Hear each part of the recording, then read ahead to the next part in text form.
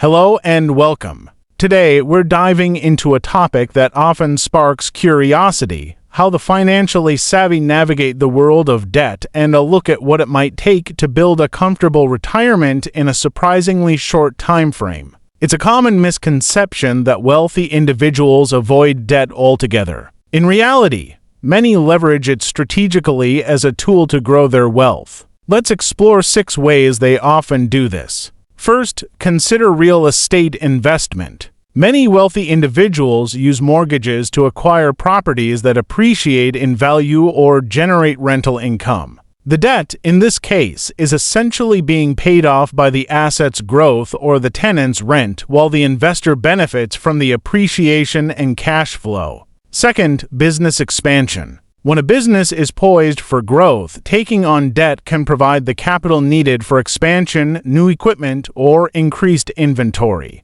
If the investment yields a return higher than the interest paid on the loan, the debt becomes a catalyst for greater profitability. Third, leveraging other people's money OPM through partnerships or private equity. This involves pooling resources and using borrowed funds to invest in larger, potentially more lucrative ventures than one could undertake alone. The debt is managed by the collective and the returns are shared. Fourth, using debt for tax advantages. In some jurisdictions, interest paid on certain types of loans, particularly those related to business or investment properties, can be tax deductible. This can effectively reduce the net cost of borrowing. Fifth, strategic borrowing for liquidity. Sometimes, wealthy individuals might take on debt not to spend, but to free up their own capital for other, more immediate investment opportunities that offer a higher potential return. This allows them to seize fleeting chances without liquidating existing assets.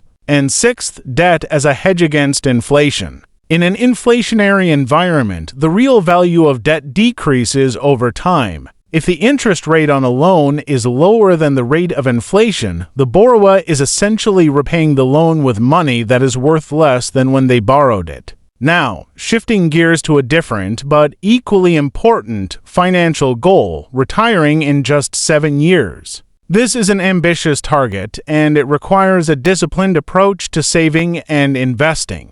While individual circumstances vary greatly, let's explore the concept of the lowest amount you might need to invest monthly to aim for this goal. To retire in 7 years, you'll need to accumulate a significant sum in a relatively short period. This means your monthly investment needs to be substantial, and crucially, it needs to be invested wisely to maximize growth. The exact amount depends on several factors: your current age, your desired retirement lifestyle and expenses, your expected investment returns, and your current savings. For instance, if you aim for a retirement fund that can sustain you for many years and you're starting with little to no savings, the monthly investment required could be quite high. Let's say, hypothetically, you need $1 million for retirement and you have 7 years to get there. Assuming a modest average annual return of 7% on your investments, you would need to invest approximately $9,500 per month.